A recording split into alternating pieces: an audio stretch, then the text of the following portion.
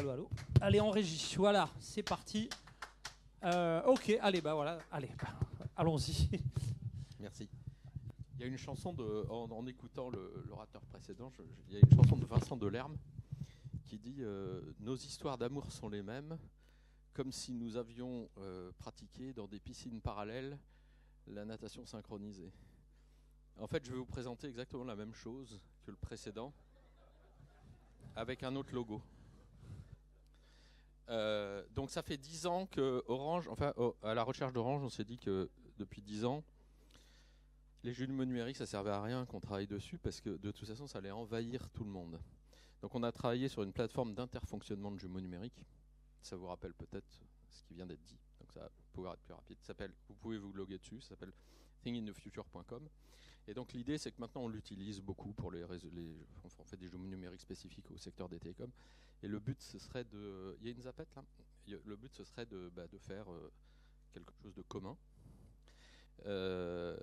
Donc c'est une plateforme qui existe avec déjà des connecteurs, etc., etc.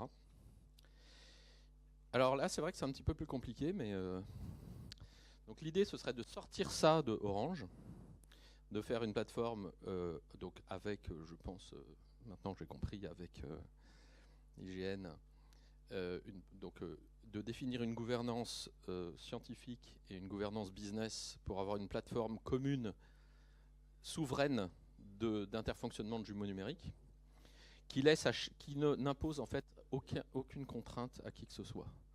C'est-à-dire que vous soyez un académique, entreprise, petit, grand, moyen, quels que soient les endroits où vous stockez vos données, que ce soit Bleu, que ce soit AWS, GCP, etc., on s'en fout, c'est un autre sujet. La question qui est importante, je pense qu'elle a été bien illustrée par l'IGN, c'est aujourd'hui vous avez un glissement de terrain, où vous avez un nouveau Bataclan, où vous avez la police a ses jumeaux numériques, les préfectures ont les jumeaux numériques, EDF là, Orange là, Bouygues là, tout le monde là. Et qu'est-ce qu'on va en faire ? Rien du tout, parce que ça ne se parle pas. Chacun a créé son couloir de nage, son intranet, sans se poser la question de savoir comment allait fonctionner Internet. C'est exactement ça ce qui se passe dans les jumeaux numériques. Ça ne se parle pas.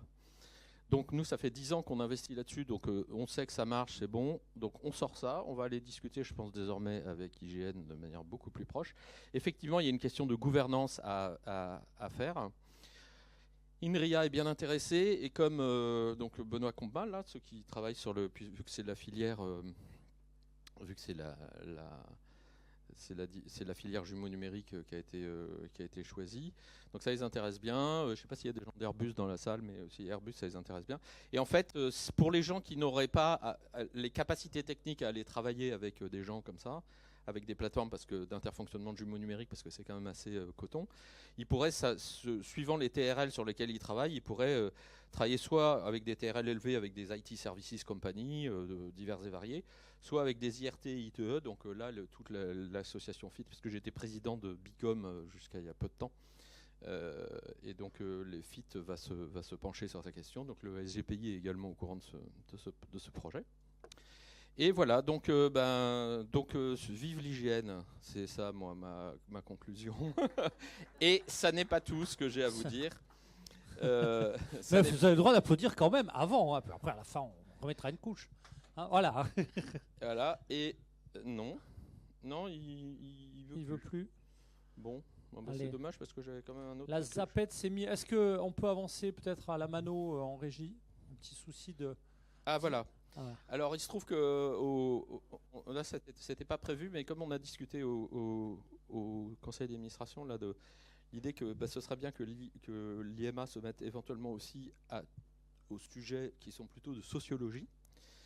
Eh bien, je vous invite pour le 2 octobre 2026 à pencher sur 40 ans de sociologie du numérique, les invariants, les risques et les opportunités. Depuis, vous voyez, depuis l'arrivée des ordinateurs, Internet, le téléphone mobile, etc., etc. À chaque fois, on se dit que tout change.